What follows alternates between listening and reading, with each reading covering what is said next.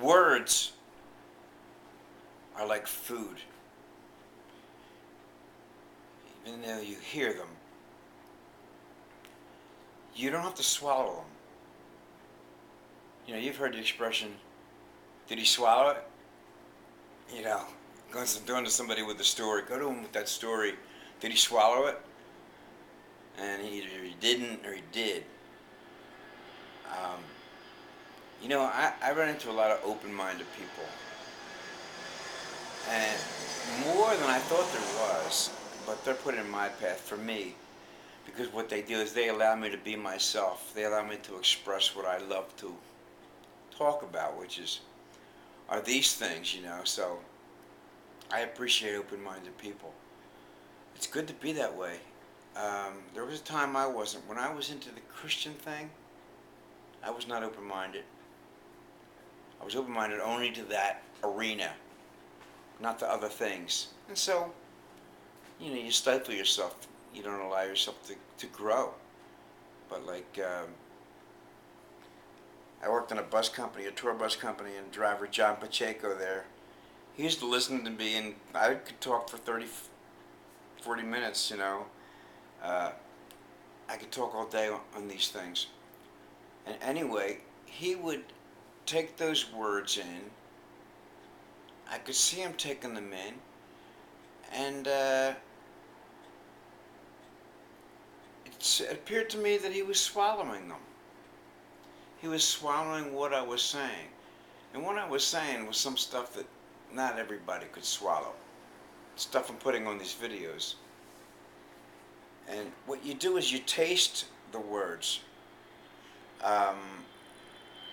Now, when I from my own experience being in that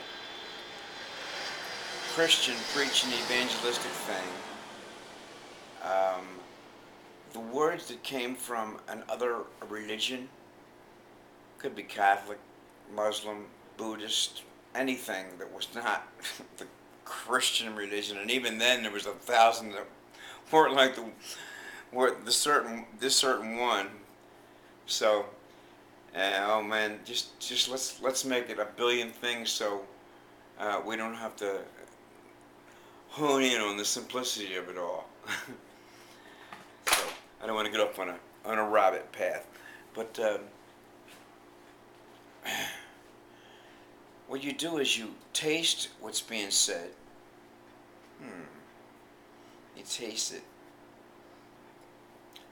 and you may not know what it tastes like, so you might not swallow it.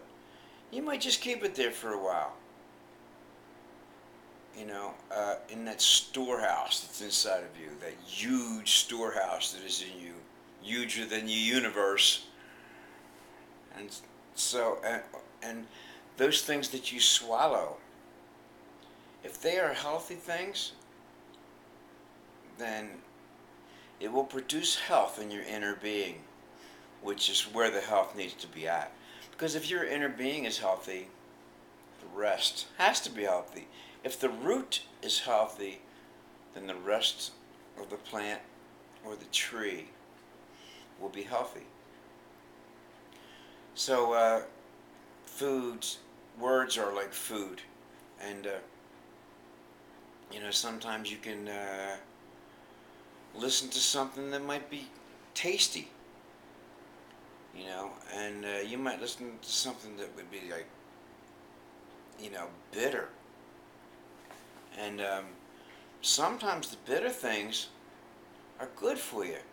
It's good to have something bitter during the day, like a bitter cup of tea, something like that, some oil, straight, like flax oil or something like that. So, anyway, we're finding out that words are symbols of symbols that point to reality. Words are never reality. Because, like say the table, alright, the word was the table. Okay, now that's not the reality. The word table is not the reality. The table is as close to the reality as we can get on this earth. But it's not really reality because it's a bunch of atoms, spinning and moving around, and they're going to shift and change, so that's not reality either.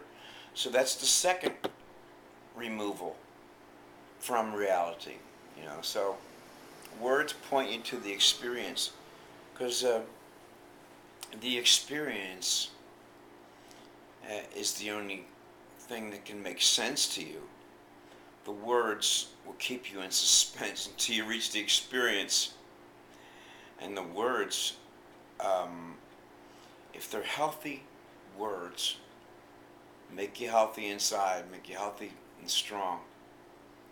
And we're remembering who we are. And as we remember who we are, there will be no more need for words. We need words here on earth, but in the higher realm, the languages, words, it's a lower form of communication, because it goes from here to here. Anything that has to do with time and space is a lower form of communication because it's an illusion, it's a dream. And that's the metaphysical part of this, which I would like to be able to explain in real simple terms and make it real tasty for you. Not to suck you into something that would hurt you, because this won't hurt you. Don't trust me or any man as a man. Taste the message and see if it tastes good, and see if it doesn't. See what kind of effects it has on you by swallowing the words. The words that you swallow, see what kind of effects that you have on you. Actually, a couple of days ago, I went and got a book. I didn't need to get it, on meditation. And, I'm learning it just on my own. And it seems to be working okay. I got this book on meditation. And the words in it, they were coming across, and they were okay. They were a little bit different from my course, and they were also attached to a religion, like an Eastern religion. And I should know better. I've been around so many religions and saw and ate of their food, and the effects were not good.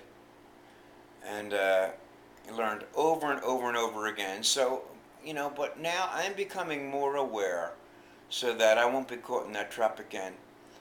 But I fell into it. I went and got this book and I read it, and some things happened. They weren't good.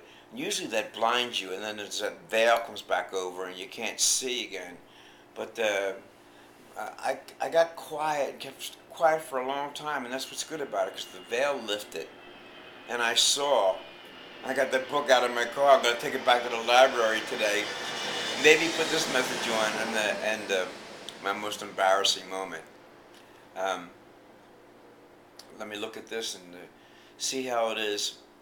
You're tasting words all the time, and hopefully you'll put yourself in a position to taste that which is good, and that you can feast and get really strong, and then be able to transfer this onto others, those who are around you and those who are around the world.